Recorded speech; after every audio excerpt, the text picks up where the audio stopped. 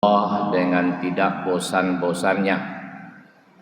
Saya ketika diberi kesempatan untuk berbicara akan selalu saya sampaikan, pertama yang paling penting adalah mari sisa umur yang singkat hidup di dunia ini, terutama kita sebagai umat Muhammad sallallahu alaihi wasallam, di mana beliau mengingatkan lewat hadisnya, dan hadis ini menurut para ahli hadis baik, sahih, di mana beliau mengatakan bahwa umatku nanti umurnya antara 60 sampai 70 tahun dan sedikit yang lebih.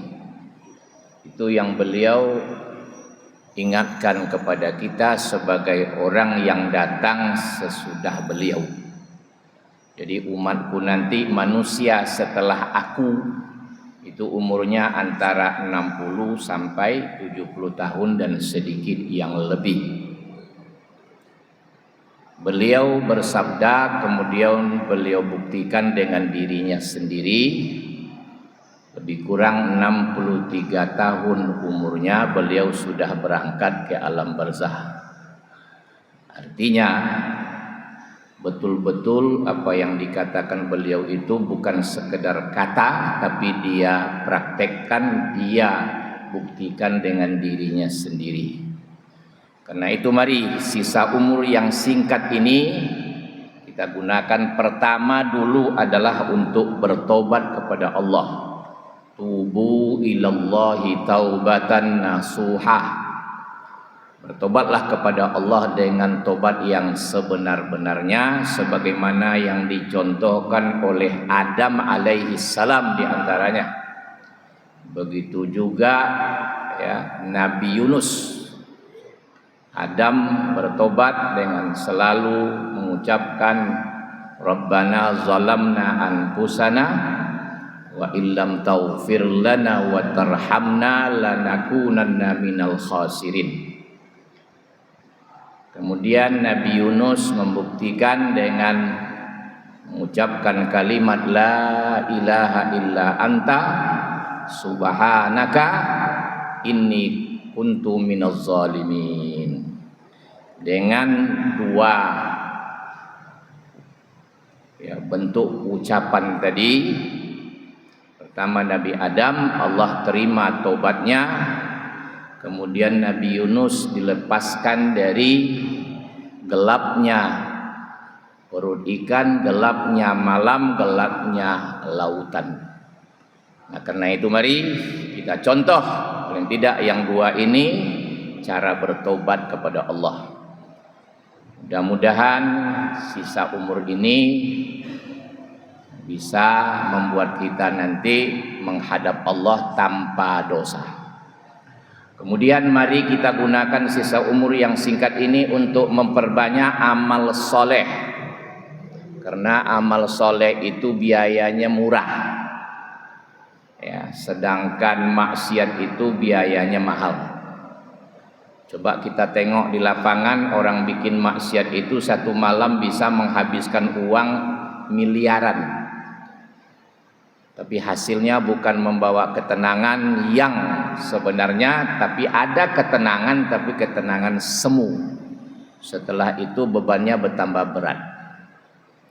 Ambil contoh orang yang menghabiskan uang di sebuah hotel mewah, tempat mewah. Apa yang dilakukan di sana? Paling tidak tiga: berjudi, berzina, dulu minuman keras, mungkin sekarang narkoba, mungkin begitu. Nah, coba tengok. Itu maksiat, biayanya mahal. Tapi coba kita tadi dari tempat ke sini, berapa biaya habis? Ini amal soleh ini. Wudhu gratis, ya. Nah, coba. Pokoknya amal soleh itu biayanya murah. Karena itu mari perbanyak amal soleh dalam segala segi kehidupan kita. Kemudian jangan batalkan amal soleh yang sudah kita buat. Karena ada nanti amal-amal soleh setelah kita buat jadi batal, diantaranya sedekah, bantuan-bantuan yang kita berikan.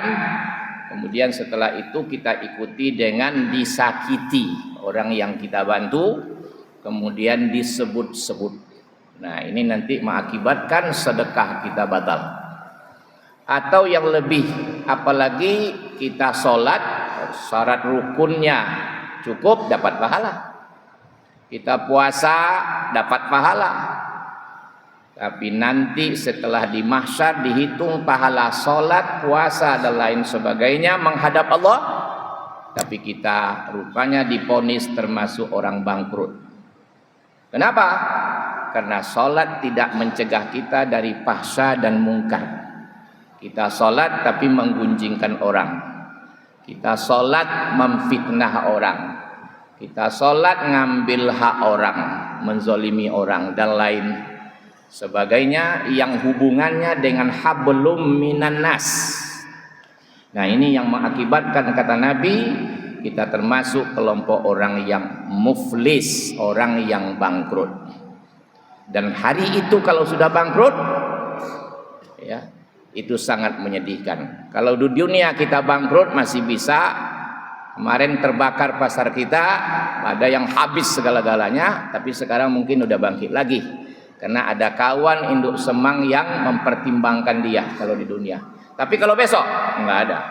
Maka di hadis itu dijelaskan oleh Nabi, akhirnya yang bersangkutan tadi, yang sholat, yang puasa di dunia ini dicampakkan ke neraka. Mudah-mudahan kita dan keturunan kita terhindar dari hal-hal yang seperti itu. Bapak-bapak, ibu-ibu yang saya hormati, Al-Quran diturunkan oleh Allah sebagai pertama petunjuk untuk seluruh manusia.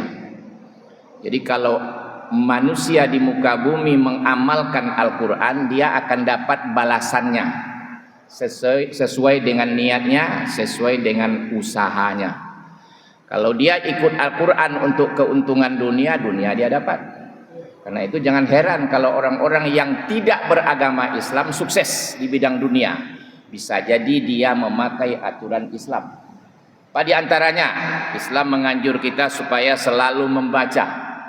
Baca yang tertulis, baca yang tidak tertulis. Nah, berapa banyaknya sekarang orang-orang kafir mendapat manfaat dari Iqra. Dibacanya yang tertulis, dibacanya yang tidak tertulis. Apa yang ada di perut bumi, apa yang ada di lautan, mereka dapat karena mereka mengamalkan ajaran Islam, yaitu Iqra, baca. Cuma ketika mereka tidak mengkaitkan dengan bismi rabbik, ya dunia saja. Karena nanti tidak membuat mereka beriman, dan landasannya juga bukan karena iman. Ya, semata-mata untuk dunia, yang mereka dipuji di dunia. Contoh konkretnya, penemu listrik, berapa manfaatnya ini? Yang disebut Thomas Alva Edison. Pasti setiap orang belajar tentang listrik akan menyebut namanya. Tapi dapatkah dia keuntungan akhirat? Tidak, karena syarat akhirat itu diantaranya harus beriman.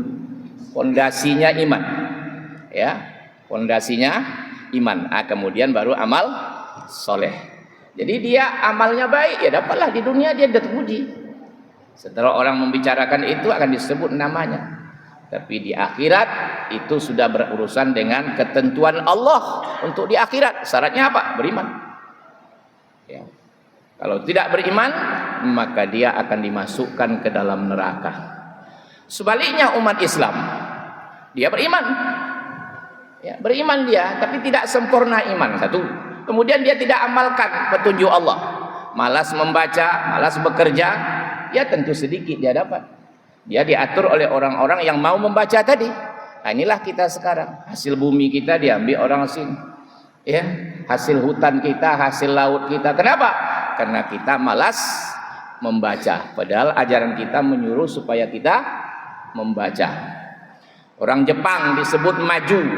Saya punya dosen dulu, Muhtar Ahmad, baru pulang dari Jepang, selesai S3.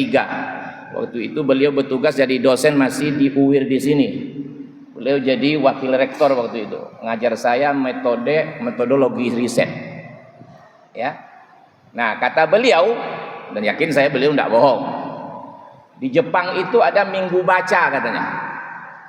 Ya, itu tahun 80-an, 84 kalau salah saya, jadi dosen saya beliau. Itu di Jepang itu ada minggu baca. Waktu itu beliau ngajar di kampus IAIN, waktu itu IAIN namanya, sekarang UIN, yang di Jalan Ahmad Dahlan.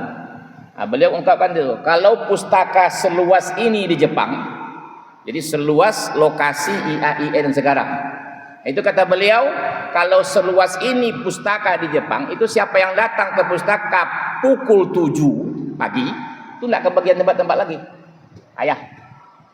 Artinya pukul berapa mereka datang di sana berlomba membaca.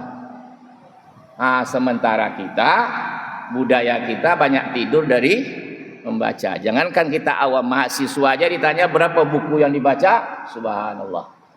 Jangankan mahasiswa, dosen saja kadang-kadang bukan menjadi kutu buku, tapi menjadi kutu harta kadang. Nah, makanya hancur-hancurlah kita.